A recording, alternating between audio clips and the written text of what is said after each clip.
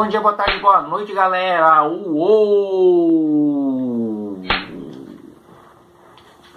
Vamos fazer a correção da nossa atividade da apostila, né? Estamos entrando agora nessa nossa nova fase de fazer os exercícios da apostila que haviam ficado para trás, né? Bom, módulo 2, página 298. Vamos prestar atenção. Vamos lá?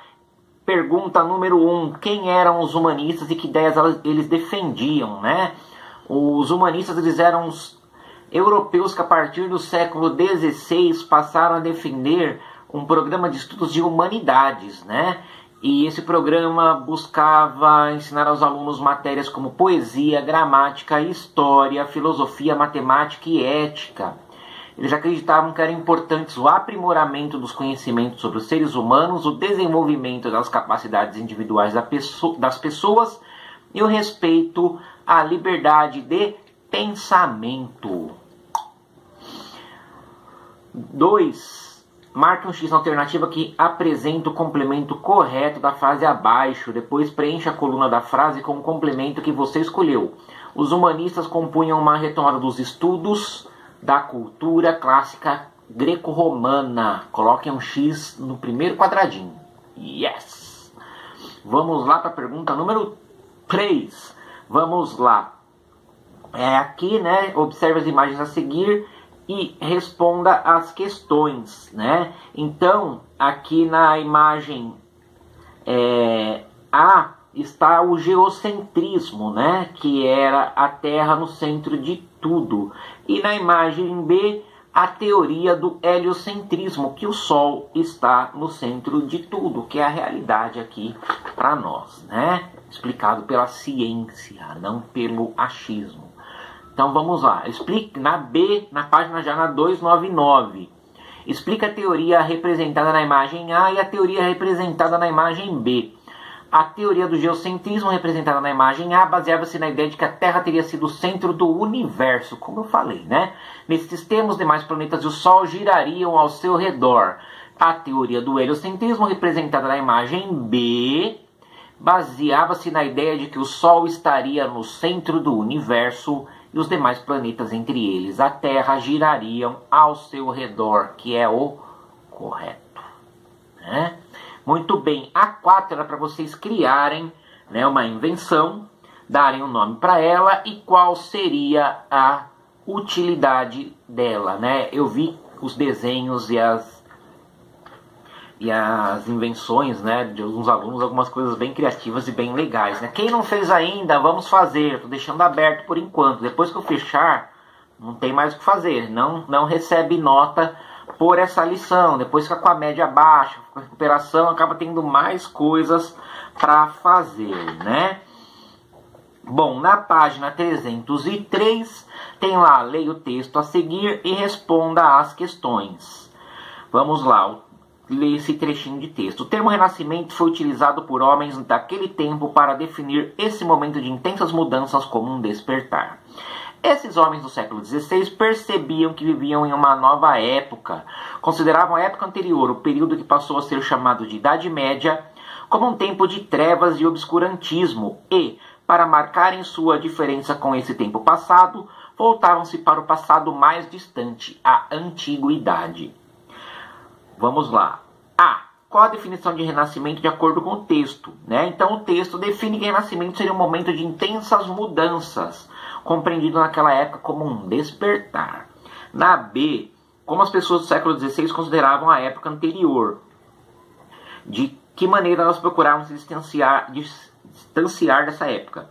Elas consideravam a época anterior, que passou a ser chamada de Idade Média, como um tempo de trevas, né? E obscurantismo. Elas procuravam se distanciar dessa época, voltando-se para o passado mais distante e antiguidade, né? Então a referência passou a ser antiguidade. A Idade Média já tinha ficado meio, né? Não era mais o que as pessoas buscavam, né? Na 2, relacione as etapas básicas do método científico moderno ao seu significado. Então era para vocês ligarem as palavras, as colunas da direita, né? Raciocínio se liga à coluna do meio, que é o uso da racionalidade para se chegar a uma conclusão. Observação se liga à coluna de baixo, a última, né? Baseia-se na observação da natureza e dos fenômenos relacionados a ela. E experimentação vai se ligar à primeira coluna, criação de leis de teorias com base na reprodução e repetição de um fenômeno. Deem uma olhadinha, vamos ver. Não sei se está focando. É assim que fica, tá? Bom, vamos continuando, virando as pagininhas. Essa matéria é muito legal, acho bacana até esse sistema que ficou, porque a gente está fazendo uma revisão, né? A gente leu a atividade, a gente fez questionário em forma de formulário e agora a gente está revendo, ou seja, a matéria do ano inteiro está ficando na nossa cabeça. Achei que acabou ficando bem legal, né? Uma estratégia que acabou dando certo. Vamos lá. Página 308, observe a imagem a seguir, depois responda as questões. Essa aqui é a imagem do Leonardo da Vinci, né? O homem vitruviano, uma ilustração que o Leonardo da Vinci fez, né? Então vamos lá, faça 1A. Faça uma descrição da imagem, mencione o período histórico em que ela foi produzida, né? A imagem representa um homem nu, né, sem roupa, que ocupa a posição central com os braços e as pernas abertos de maneira proporcional. Ela foi produzida durante o Renascimento. B. Qual a relação entre a representação da imagem e o chamado antropocentrismo? A imagem busca valorizar o homem e a sua racionalidade, representando a figura do corpo humano no centro de maneira harmônica e equilibrada. Características que se relacionam fortemente ao antropocentrismo, né? Antropocentrismo é o homem no centro. Anthropos é homem em latim, né? Bom, vamos lá. C. Em qual período histórico Leonardo da Vinci e outros artistas e pensadores do Renascimento se inspiravam para compor suas obras? Então a resposta: pensadores e artistas do Renascimento tinham como principal inspiração o período da Antiguidade Clássica greco-romana, pois buscavam colocar o ser humano como centro do universo, além de valorizar a liberdade individual e capacidades de cada indivíduo. Na imagem acima, por exemplo, o ser humano é retratado como centro de tudo, e não só, gente. Podem ver que é um homem atlético, ele está sem roupa, que é para valorizar todo o corpo humano, né? Não, sem nada que as roupas escondam. É um corpo proporcional, simétrico, né? Não tem coisa que todo mundo tem. A gente sempre tem um lado do corpo maior que o outro, um lado mais tortinho que o outro, né? Uma barriguinha aqui, uma coisinha ali, né? A menos que a pessoa viva para não ter isso, né? Então todo mundo tem uma coisinha diferente do outro. Ou sempre um é magro demais, o outro é gordo demais. Ninguém é perfeito. Perfeito só o cara lá de cima, né? E enfim, então esse ideal da antiguidade de valorizar o corpo humano, né, principalmente na cultura grega e romana, né, é representado nessa imagem, né? O cara tá sem roupa, é um corpo todo proporcional, né? Tudo perfeito, tudo certinho, tudo simétrico, né? Isso foi uma preocupação que a gente percebe aí do Leonardo da Vinci, né? Só complementando a resposta. Então vamos lá, na 2, complete as frases com as palavras do quadro abaixo. Tem aqui geometria, anatomia, profano, Veneza, perspectiva e matemática. Então vamos lá, na A. Durante o período renascentista, as principais cidades italianas que detinham a centralização do comércio eram Veneza, é onde completa, Gênova e Florença. Na B, muitas obras de artes renascentistas tiveram contribuição dos estudos de anatomia, pois com eles os artistas tinham mais precisão ao moldar uma representação do corpo humano, né? Que eu acabei de falar do exercício anterior. 309. C. A música renascentista se caracterizava por se distanciar do divino e valorizar o profano.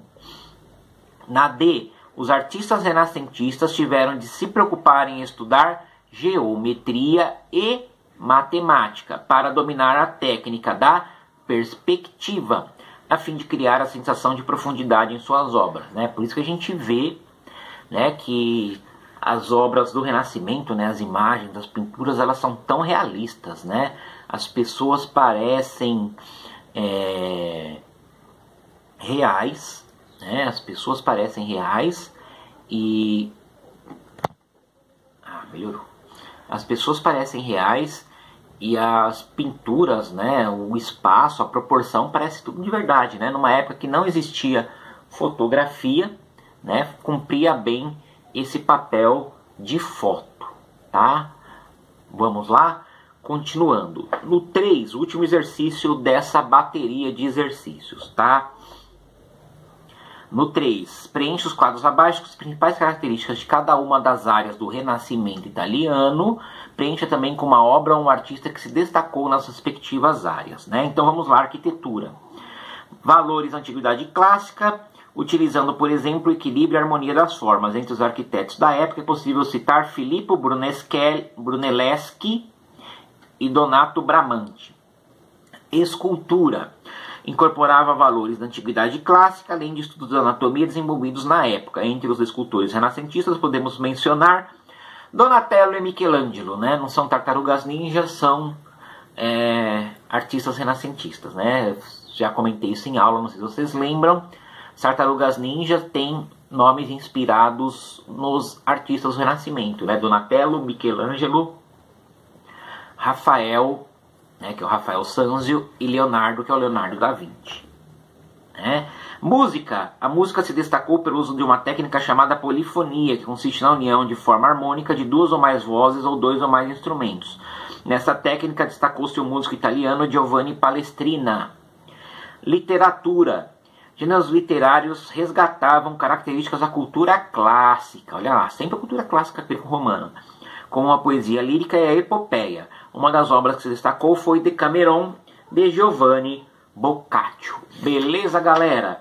Bom, essa então foi a correção. Pelo que eu vi dos exercícios, muitos foram bem, acertaram bastante as questões. Quem não acertou, gente, é mais uma questão de fazer com atenção as coisas, tá? Façam as coisas com atenção e vocês conseguem responder tudo bonitinho, tá? Vamos lá. Tem umas atividades aqui no livro que vocês teriam que fazer, na apostila, na verdade, vocês teriam que fazer de forma externa, né? E aí a gente não consegue fazer de forma externa, né? Então, vamos para o próximo capítulo, tá? Desse capítulo que nós estamos, façam ainda a página 319, tá? Que o da 318 e 317 tem que fazer grupo e ambiente externo, não é possível nesse momento de pandemia, tá? Então façam a 319. Eu vou anotar também por escrito tudo o que é para ser feito, tá? Então nesse capítulo ainda façam a 319. Agora no capítulo 5, reformas religiosas, né? No módulo 2, capítulo 5. Façam para a semana que vem as páginas 324,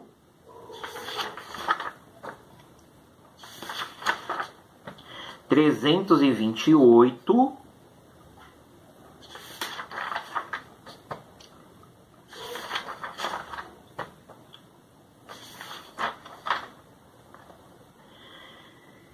e 334.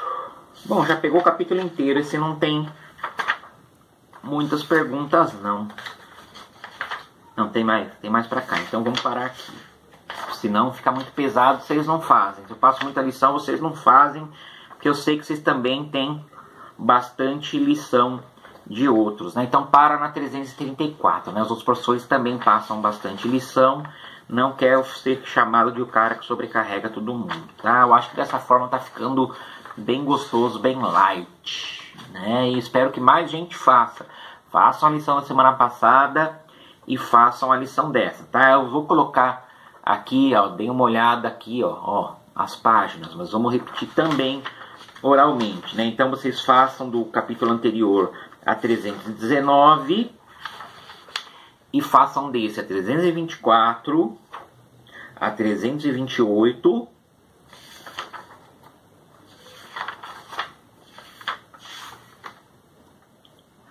e a 334. Beleza? É isso aí, galera. Até semana que vem. Uou!